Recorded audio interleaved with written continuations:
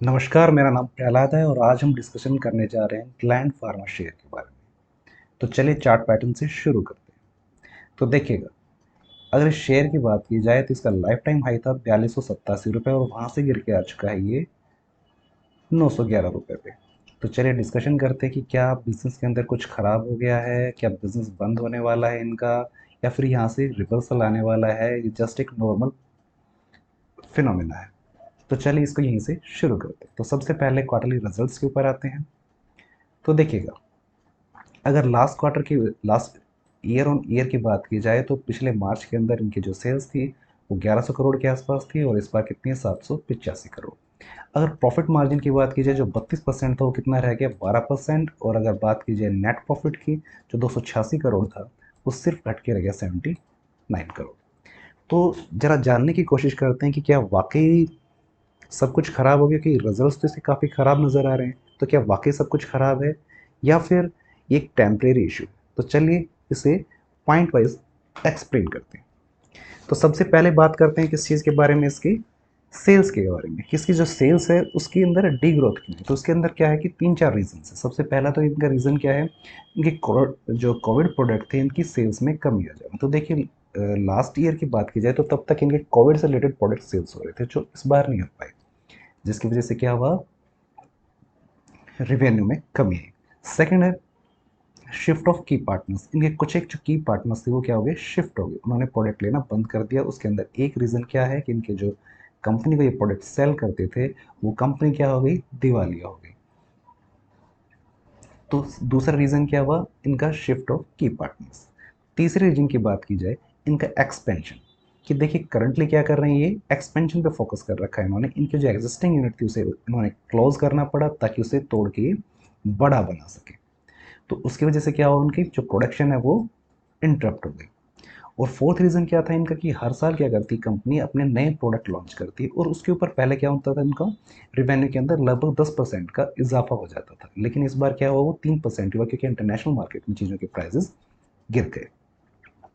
तो ये चार रीज़न थे इनकी सेल्स गिरने के। अब बात करते हैं कि क्या वापस से सेल्स इनकी पहले जितनी या पहले से भी ज़्यादा रफ्तार से ग्रो कर सकती हैं। तो चलिए उस पर डिस्कशन करते हैं।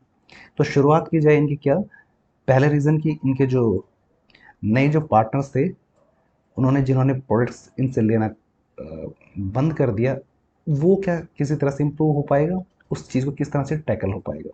तो देखिए क्या होता है कि जो कंपनी इनकी दिवालिया हुई वो अभी भी क्या कर रही है, वर्क कर रही है। ऐसा नहीं कि कंपनी बंद हो गई और उस कंपनी ने कोई दूसरी कंपनी एक्वायर कर ली। और जब कोई दूसरी कंपनी एक्वायर करती है तो इन्हें क्या मिल जाएगा, एक क्यूर अमाउंट मिलता है। और साथ में जो प्रोडक्ट उस कंपनी को सेल पहले कर रहे थे, इस कंपनी को जो एक्वायर कर लेगा फिर ये उस कंपनी को सेल होना शुरू हो जाएगा। अदरवाइज कुछ इन्होंने कस्टमर्स पहले से इन्होंने तलाश कर दिए हैं तो जहाँ पे ये शिफ्ट कर जाएंगे। तो उसमें लगभग ऑन एन एवरेज 70 से 80% के आसपास तो इनके प्रोडक्ट शिफ्ट हो ही जाएंगे।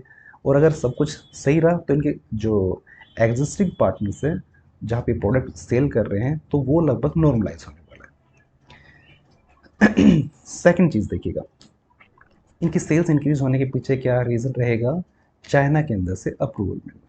इनके एक प्रोडक्ट को चाइना के अंदर ऑलरेडी अप्रूवल मिलने के बाद वहाँ पे सप्लाई शुरू हो चुकी है और तीन चार प्रोडक्ट और इनके चाइना के अंदर मार्केट के अंदर अप्रूव हो चुके हैं। तो चाइना मार्केट एक बड़ी मार्केट, वहाँ पे इनके सेल्स अगर बढ़ती हैं तो वहाँ से इनको काफ़ी अच्छा रिवेन्यू मिलेगा।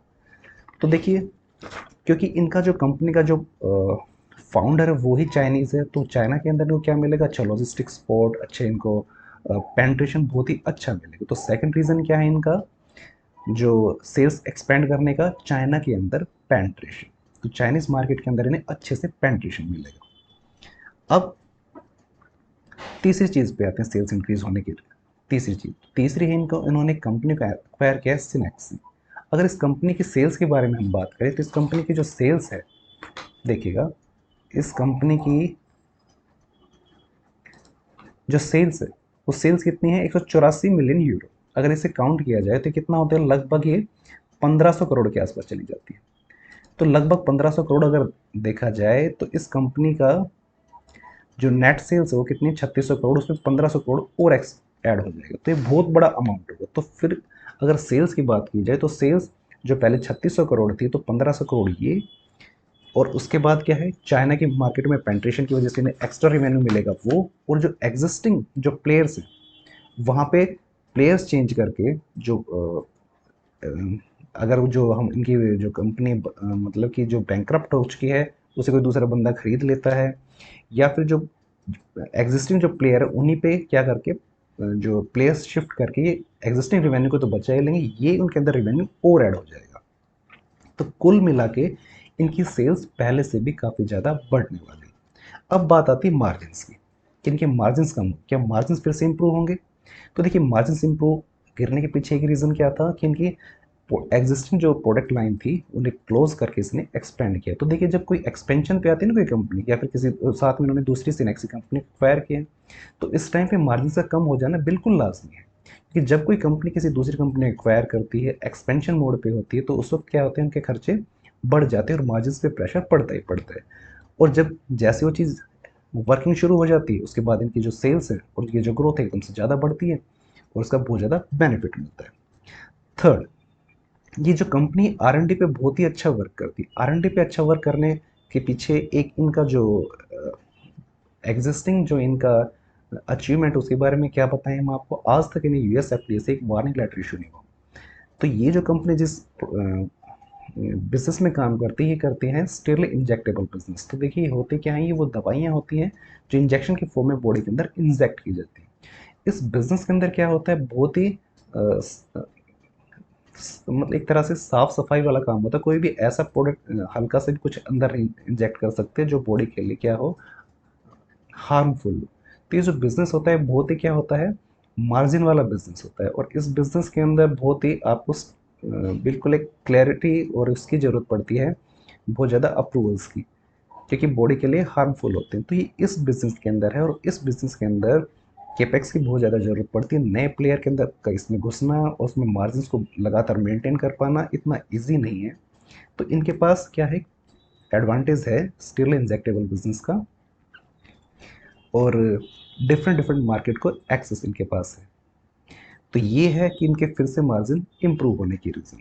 अब बात कर लेते हैं एक बार सेक्टर एनालिसिस की, कि क्या अकेली यही कंपनी कुछ प्रॉब्लम फेस कर रही है, इससे रिलेटेड जो बाकी जो कंपनियां वो भी प्रॉब्लम्स को फेस कर रही है। तो जरा इसी से रिलेटेड बाकी कंपनी के बारे में देख लेते हैं। दूसरी कंपनियां कौन है, इसके पीर कंपैरिजन करें तो डिविस लैब। देखिएगा डिविस लैब के साथ भी ऐसा ही है। अगर स्टॉक पी की बात की जाती है 50 पे है, और अगर ग्रैंड फार्मा की बात की जाए तो इसका स्टॉक का जो पी है वो पी जस्ट 18 का है, जबकि इसके जो सेल्स है वो एकदम लोवेस्ट पर है। अगर बुक वैल्यू की भी बात की जाए तो इसकी बुक वैल्यू 481 है, और अपनी बुक वैल्यू से लगभग 6 टाइम के ऊपर है। और अगर इसकी बुक वैल्यू की बात की जाए तो इसकी जो बुक वैल्यू 483 रुपये, और अपनी बुक वैल्यू से लगभग ये सिर्फ डबल के ऊपर ही है। अब फर्दर बात की जाए इनके रिजल्ट्स की, तो देखिएगा टेस्ट लैब के अगर रिजल्ट्स की बात की जाए तो देखिए इसकी खुद की सेल्स जो है वो गिरी हुई है, 25, 18, 19, 51। मार्जिन इनके श्रिंक हो रखे हैं, ये देखिएगा 44% से सिर्फ 25% रह गए। तो देखिए इनकी अगर जो बाकी अगर उसकी बात की जाए तो ओवरऑल इस सेक्टर के अंदर ही क्या है, एक तरह से प्रेशर। अब बात की जाती है इसके टेक्निकल चार्ट पैटर्न्स की। तो देखिए इसके टेक्निकल चार्ट पैटर्न्स को देख लेते हैं। तो देखिए अगर इसकी चार्ट को देखें तो नो डाउट चार्ट हमें क्या नज़र आ रहा है, काफ़ी वीक नज़र आ रहा है। और यहाँ से क्या हो रहा है कि कुछ दिख रहा है कि शायद ये थोड़ी और ग्रोथ हो जाए, और अगर ये लेवल टूटता है तो यहाँ से थोड़ा सा एक बार बड़ी सेलिंग आ सकती है, जो इसको लगभग 800 के भाव के आसपास भी ला सकती है। और दूसरा क्या है कि यहीं से ये रिवर्स कर सकता है, और अगर यहीं से रिवर्स करता है तो देखिए इसका जो टेक्निकल चार्ट पैटर्न यहाँ तक तो ईजिली आएगा, और ये कितना है, लगभग 60% के आसपास का गेन है। और अगर ये क्या आता है, इस लेवल के आसपास आता है 800 लेवल के आसपास, तो ये जो ग्रोथ है ये कितनी हो जाती है हमारी 70% की। और ये क्या आएगी, इमीडिएट लेवल पे ग्रोथ आएगी, क्योंकि जैसे ही अगले जो ये जो क्वार्टर होगा इसमें सिनेक्सी के जो रिजल्ट्स हैं वो ऐड कंसोलिडेशन हो जाएगा। साथ ही जो एग्जिस्टिंग यूनिट थी जिनकी जो शटडाउन हुआ था 15 वहीं से फिर से शुरू हो चुकी है, उसके नंबर्स भी इसमें ऐड हो जाएंगे। तो इसके अंदर उस वक्त क्या आएगी, एकदम से बाउंस बैक आएगा और यहाँ से शेयर एकदम ऊपर जाएगा। तो यहाँ पे हमें 3 से 4 महीने के अंदर ही मुझे जो 74% के आसपास का इसमें अपसाइड पोटेंशियल नज़र आ रहा है। Again this is not a by और सेल रिकमेंडेशन। आप कोई भी पोजीशन बनाने से पहले अपने फाइनेंशियल एडवाइजर से ज़रूर सलाह लें। मेरे कहने पे सिर्फ आप इस चीज़ को समझना है और समझ के इस पर वर्क करना है। सो मैं इस स्टॉक पे बुलिश हूँ, और अगर मैं आपको पर्सनल बताऊँ कि मेरी इसके अंदर पोजीशन मैंने इसमें क्रिएट करनी शुरू कर दी है। मैं धीरे धीरे करके इसमें पोजीशन बना रहा हूँ। कुछ पोजीशन मैं यहाँ पे बनाई मैंने, और कुछ अभी थोड़ा सा नीचे आएगा 800 के आसपास, तो मैं और बना लूँगा। तो आप अपनी कोई भी पोजीशन बनाएं तो पोजीशन बनाने से पहले अपने फाइनेंशियल एडवाइजर ज़रूर लें, और अगर आपको वीडियो पसंद आई हो तो प्लीज़ लाइक, शेयर और सब्सक्राइब करें। Thank you.